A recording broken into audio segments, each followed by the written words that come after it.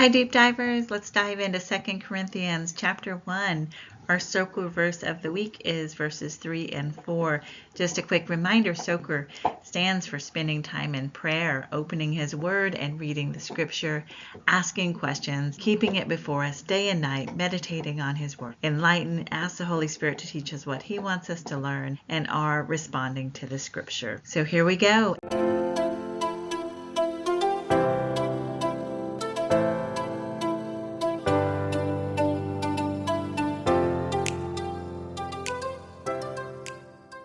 S is spend time in prayer. So Father, once again, we just ask you to open our hearts to your word. Holy Spirit, teach us what you would have us to learn, and just reveal to us the insights that are from you and that will help us to not only change our lives, but to change the lives of others for the kingdom of God and to draw others into His kingdom. We love you and we give you praise in Jesus' name. Amen. Oh, open His word. So I've written it out for you in the BSB translation. Blessed be the God and Father of our Lord Jesus Christ, the Father of compassion and the God of all comfort, who comforts us in all our trouble, so that we can comfort those in any trouble with the comfort that we ourselves have received from God. And you'll notice to the side, I've written several definitions where I went to the Strong's and pulled out that definition. I looked at blessed, I looked at compassion, I looked at comfort, I looked at trouble, and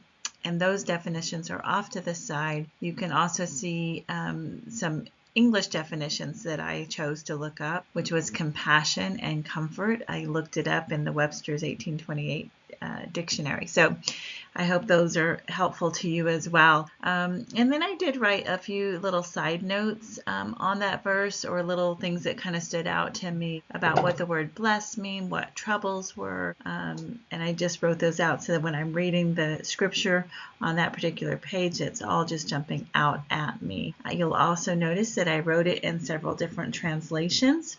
Let's read it together in the New Living Translation. All praise to God, the Father of our Lord Jesus Christ. God is our merciful Father and the source of all comfort. He comforts us in all of our trouble so that we can comfort others when they are troubled. We will be able to give them the same comfort that God has given us. Really loved how the New LT wrote that. So keep diving and we ask questions. So as I was reading, one of the questions that I asked myself was, what's the main message of chapter 1? And my answer to that was, it's the comfort in the midst of suffering, and it's the ripple effect that God comforts us so that we can comfort others. I was also asking myself, what does the compassion of God look like? And my answer to that came from reading scripture.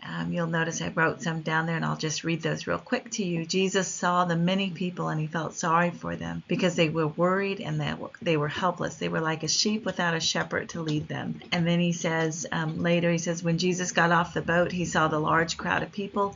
He felt sorry for them, and He healed the ones who were sick. When the Lord saw the woman, He felt very sorry for her, and He said, don't cry. And I love seeing that compassionate side of Jesus. He was moved. He was touched with the frailties that people faced, and He did something about it. So not just words, but He actually moved in with action. And then you'll see down below is my cross references where I looked at scriptures that are related to that passage. You can read through those as well. Really encouraging though, as I read them, God is so amazing. Like He just loves us so much, and He's so powerful, and yet He's so personal, and He offers that comfort to each one of us. K is keep it before you. Keep His word in front of you. So as always, we've created a wallpaper for you with the verse on it. You can download that and put it on your cell phone, because most of the time we have our phones in front of us, and that way His word is always in front of you. I've also started writing the verse of the week on my little mini chalkboard, and I put it at different places in the house where I can see it. You can write it on index paper.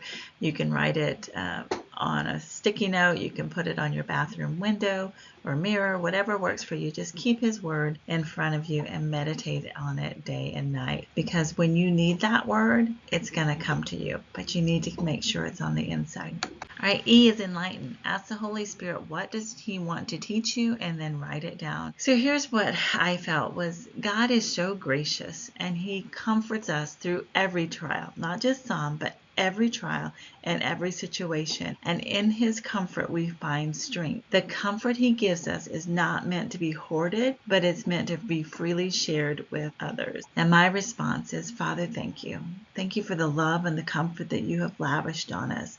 Help me receive it and embrace your comfort, and help me to freely share what you have given to others so that they can embrace your goodness and your mercy.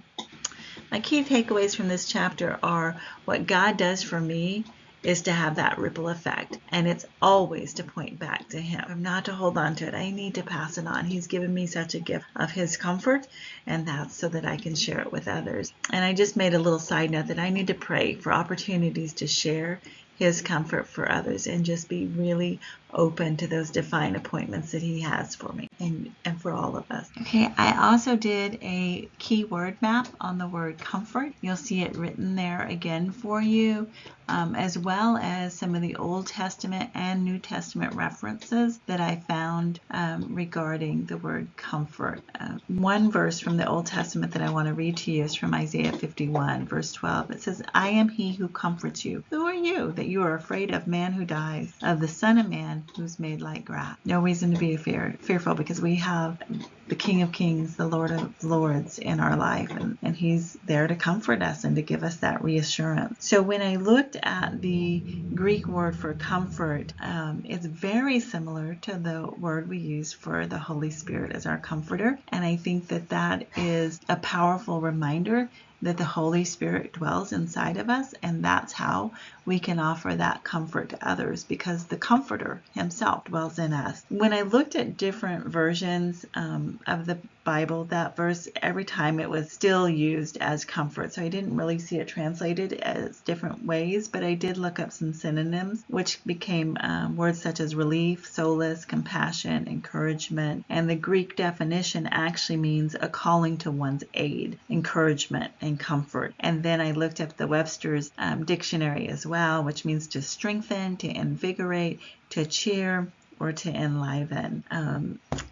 Again, so close to the word we use for comforter, who the Holy Spirit is. So take good comfort, because the Holy Spirit dwells in you, and He is the one comforting you through not just some of your trials, some of your hard times, but through every single one of them. And then don't hold it to yourself. Remember that that comfort is in you so that you can share it with others. Happy diving.